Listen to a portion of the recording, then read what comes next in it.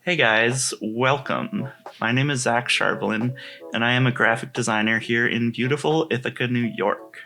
Excuse the fashion, I spilled some coffee on my very, very, very yellow shirt, so I had to cover it with a scarf, because I'm that professional. But anyway, today I wanted to make a video showing you some of my favorite tips and tricks in Adobe Illustrator. Which is a tool I use pretty much all the time, way more than Photoshop. I just like it more for creating things with text and shapes. So yeah, let's get on with it. So I pre-made 3 artboards here for each little tool thing I wanted to show you. The first one I was going to show the envelope distort tool and a little bit about shear, which is a tiny little tool compared to envelope distort, but it's fun to use. The blend object tool, and then the final one I wanted to go over is the freeform gradient. It's not probably the best for like merch design or printing on fabric, but it's cool for web. Anyway, I'm going to start over in this artboard, so let's see what neat little things we can make. Okay, so I'm gonna start. Let's pull this text down here as the main thing we're gonna mess with. Let's see what we can do with envelope distort. To get to envelope distort, you're gonna go to Object, you're gonna go to Envelope Distort, and then there's a couple options. I usually use either Make with Warp or Make with Mesh. I'm gonna start with Make with Warp. Basically, you just select a bunch of stuff, and then if you put it into the envelope distort, you can just mess with it. So sometimes bulge is nice. I usually either do rise for stuff, or there's a neat little trick that I figured out with text here. Let me get out of here. Okay, we undid it, good. So now, I think as a group, we're gonna release the group because we wanna affect the top and the bottom. So here, ungroup. We will group that. The envelope, we will group distort. Nope, that's not what we wanted. Group distort. And now, let's make sure these are about the same size. So let's get these rulers out. Okay, rulers are out. Let's expand distort a little. Actually, I want to stretch it because that sounds fun. Okay, just stretched. Now also we want to pull these together, make the line height not so big. Yeah, like right there. Let's do that. A little bit of space. Okay, so now I'm gonna go in here, go again to envelope distort, make with warp, going to arc lower. Let's see, how thick do we want? No, not that big. Just a little big. Let's do like that. Okay, and then with this object, we're going to envelope distort, make with warp, do the opposite, arc upper. And then we get this cool little text effect. Now, you can, as I said, select a bunch of things. So let me just show you. All right, so we got these 3 items. And so now if we go, select it all, object, envelope distort, make with warp, it can do all of them all at once, which I think is freaking cool. Might make a fun effect like that. Anyway, that's something that's interesting. Also, the other thing I don't often use, but let me just show you. You can do the envelope distort and make with a shape over top, and it will warp to that shape, which, I don't know, it's kind of, you gotta experiment with it a little bit. It's kind of weird, but let's do. There you go. See? Isn't that weird? I think it's really fun that you can just mess with shapes with other shapes. Anyway, that's the envelope distort with warp.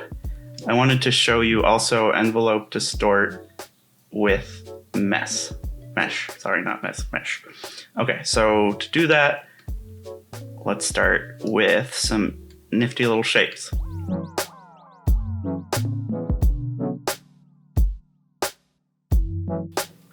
All right, so here is my finished little background shape thing, collage, I don't know, bunch of shapes together, and I stuck them together with Unite in Pathfinder. So now we're gonna do some cool manipulation. Gonna open envelope distort. I'm gonna open make with mesh. And for this, you gotta set a number of rows and columns where you're gonna have points, I guess pen points that you can shape the object with. So I'm gonna let's do 6. Okay. And then we wanna use the direct selection tool to get each anchor. So I'm gonna grab this anchor and let's start messing around. And you gotta be careful with this tool to never go too far. Because if you go too far, it flips and ends up looking a little too weird, in my opinion. So just a light touch, but just enough to make some fun stuff.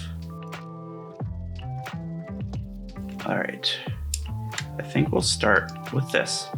When you're done messing around, if you want to expand your shape, you have to select it with the regular selection tool, which I have gotten confused about many times. A regular selection, not direct selection. So selection tool, select the object, expand. And then here, I think I'm going to, let's see if I can get the corners big. Not that big.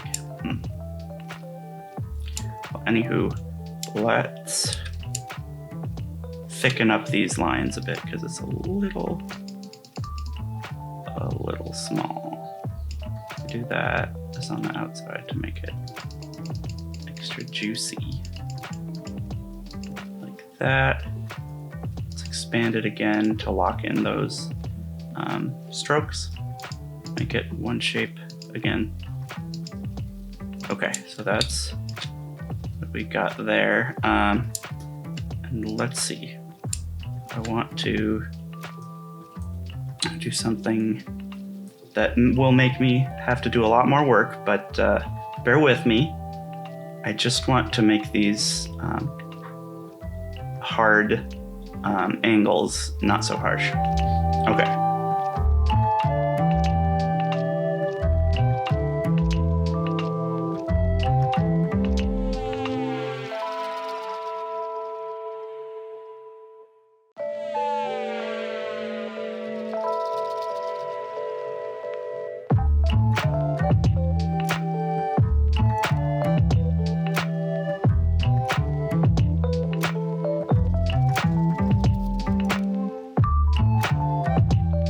There is my little composition for the envelope distort tool, with basically every object being created with it in some way. The background thing here was created with the make with mesh part of envelope distort.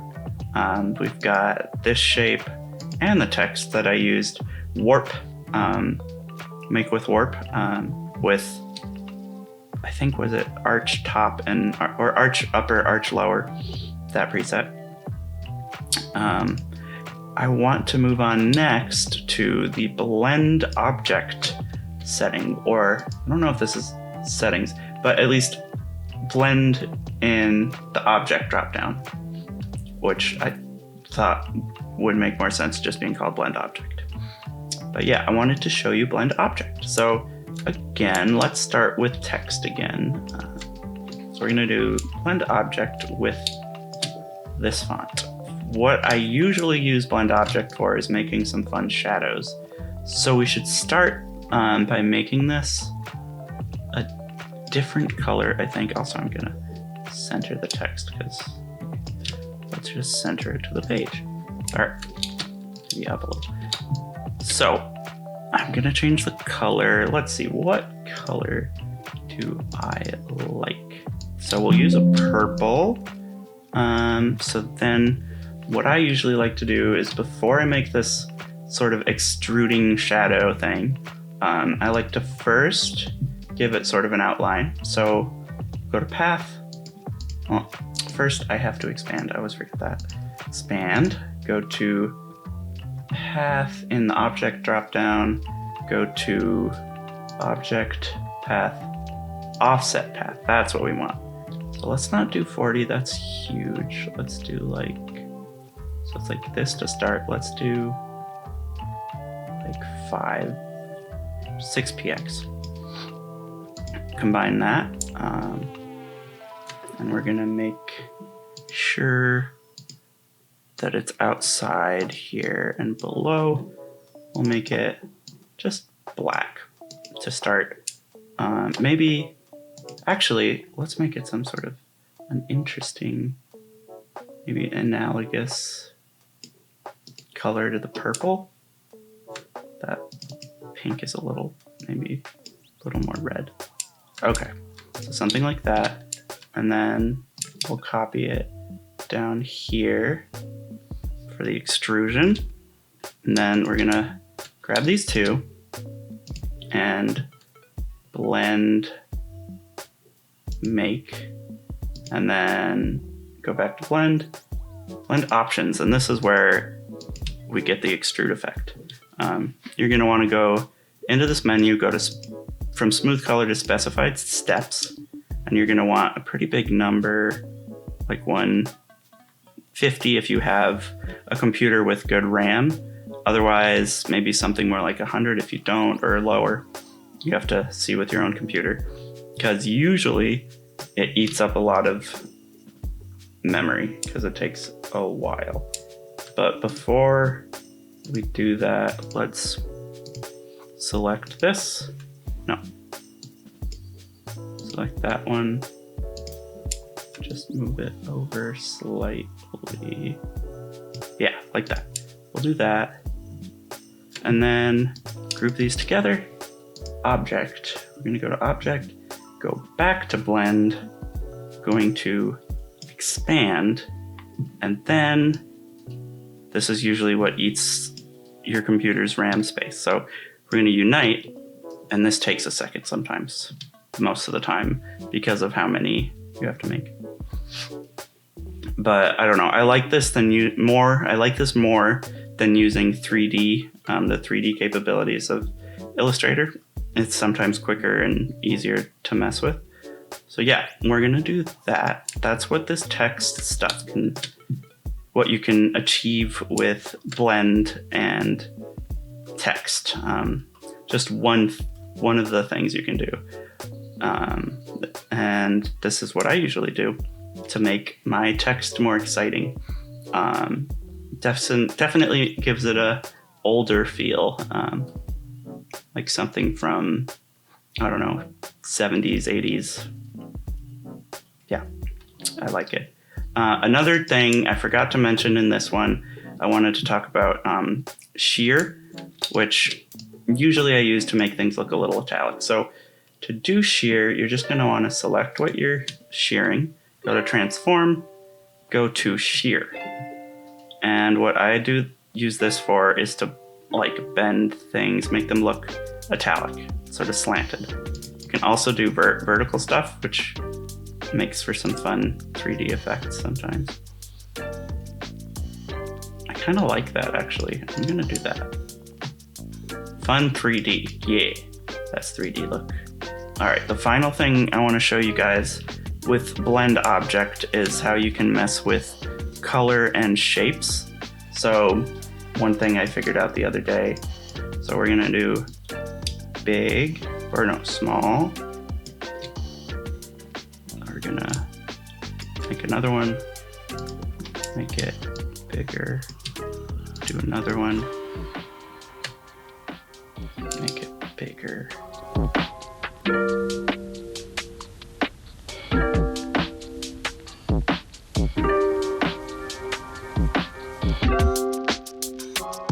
there you go. Fun little color effect. I mean, this looks a little bit like the logo for BP, but what can you do? Yeah, so that's a little bit of the blend tool. You can make some interesting effects with colors, as you can see here. Sort of an almost glitchy color blending thing here. I don't know. I just like the way this looks. Also with text, you can do some fun stuff like we saw with this. Make it look 3D, or just make it extrude a little, have a bit of a interesting shadow that looks kind of three-dimensional. But that's blend object, and that's also envelope distort so far. For you, this is the same video, but for me, this is a couple days later from my last recording. So yeah, that's why I have different clothes on, so don't worry about it. All right, so the final thing I wanted to show you in the video was freeform gradient, which is something that's probably not going to be used for print design so much because it's hard to print gradients. It's probably more for things on the web. But nonetheless, it's really pretty and I like to use it for things. Let's show you what I mean. Okay, I'm gonna start with a rectangle. Let's go ahead and change the background to a gradient. So we gotta go to the gradient tool, which is G. Select the object you want a gradient on, and then you have to go either in properties to the gradient section and click on freeform gradient, or I think if you go up to window, there's a gradient window, and here's where you can change it. Yeah, so here's the gradient. It starts with 4, but you can add more or take away points. You get cool colors from mixing colors, so like the blue and the yellow makes the green here. And I like it because there's just so many more colors you can get than just a simple 2-color gradient. Let's see. The other thing is you can double click the point and change the gradient.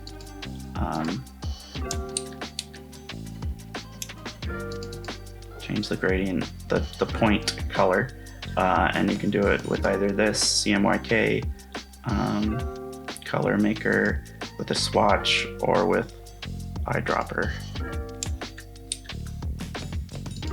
I tend to use the eyedropper.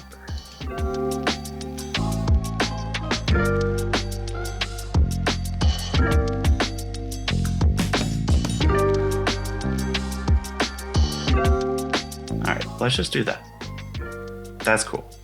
All right, and then something that I think is fun, let's shrink down this shape because I want to use it as going to make let's see, where's the center? That's the center. Let's do that. And then we're gonna make a clipping mask because I do like to do that.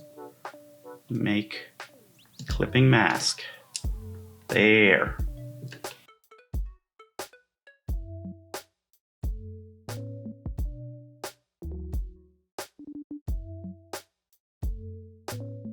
Here is the circle. I think I'm gonna just stop there because I could mess around it for a while, but I think this is a good spot. Yeah. I just thought the white was just overpowering everything, so I needed to tone it down a bit. But yeah, this is something sometimes you can use. Freeform gradient with a clipping mask, because if you, for example, try to use freeform gradient on text, it'll apply it to every single text form. But if you first make the freeform gradient like in a square or something, if you then use a clipping mask on it, it will apply it to the shape behind, like in the mask, if that makes sense. So yeah, the clipping mask will be the shape, but this sort of freeform gradient will stay like it is here. So the gradient is a square, but the clipping mask is a circle. And with the text, it could be a square gradient with a text-shaped clipping mask, if that makes sense. Yeah, I mean, I could show you that too. Yeah, let's do that right now. 3 days later. Let's try it one more time. Top object is very... All right, so I guess we can't do it. Darn. I'm sorry. All right, so maybe don't use that with text.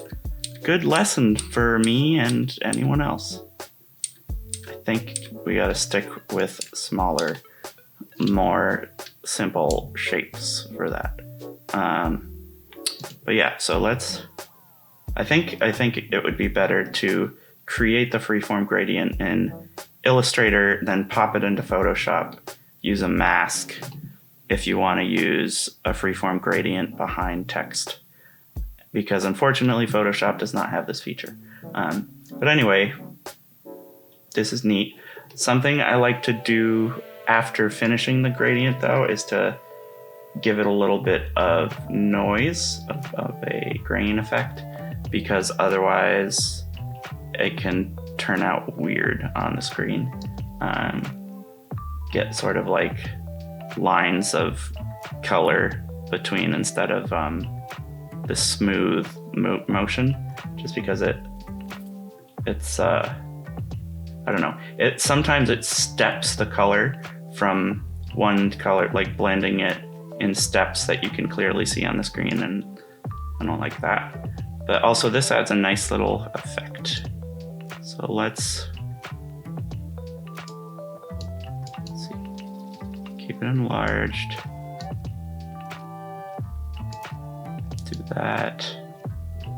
I wonder if we can also feather it. So let's do that. And then on top of that, let's effect. Where is it? Stylize. Feather.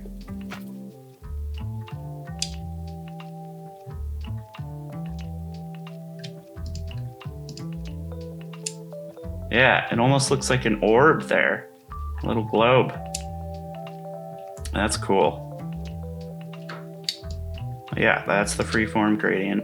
Let's stick some text on it. Let's do a go out with a bang and try to add everything that we've put in this video. So let's put a bit of envelope distort, blend object, and freeform gradient in this one. All right, how do I want to distort it?